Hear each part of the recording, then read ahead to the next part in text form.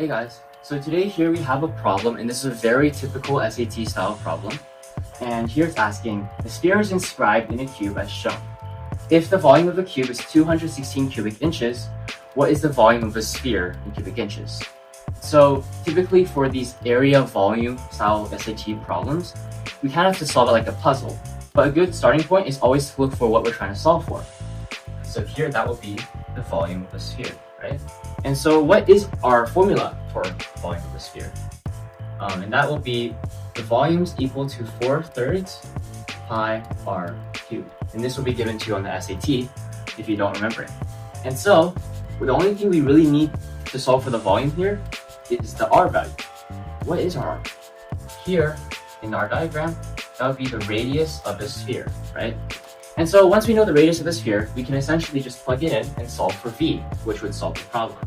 But we need to find the r value in the first place, right? And so the next thing we can kind of look at here is that the sphere is inscribed inside the cube. What does that really mean? That means that at each face of this cube, the sphere is kind of touching it. And so here it's in contact, here it's in contact. And so essentially you can imagine that this total length, or the diameter of the sphere, is actually just equal to the side length of this cube. So let's make that side length x so we can solve for it. Now the last piece of information that we haven't really used is this right here. The volume of the cube is 216 cubic inches. And so the volume of the cube is just the side length times itself 3 times, which is x cubed here.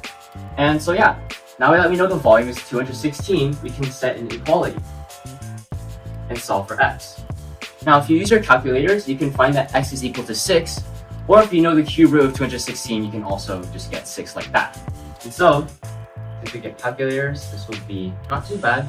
We get that the side length of the cube is actually just 6.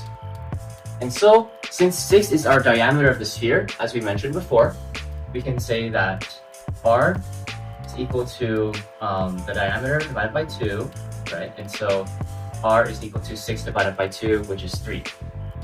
Perfect. Now we can actually plug in r, right?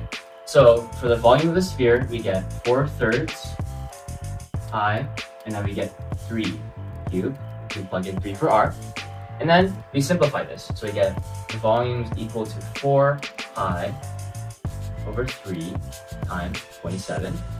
And here, the 27 and the 3 cancel out. We get 9 here.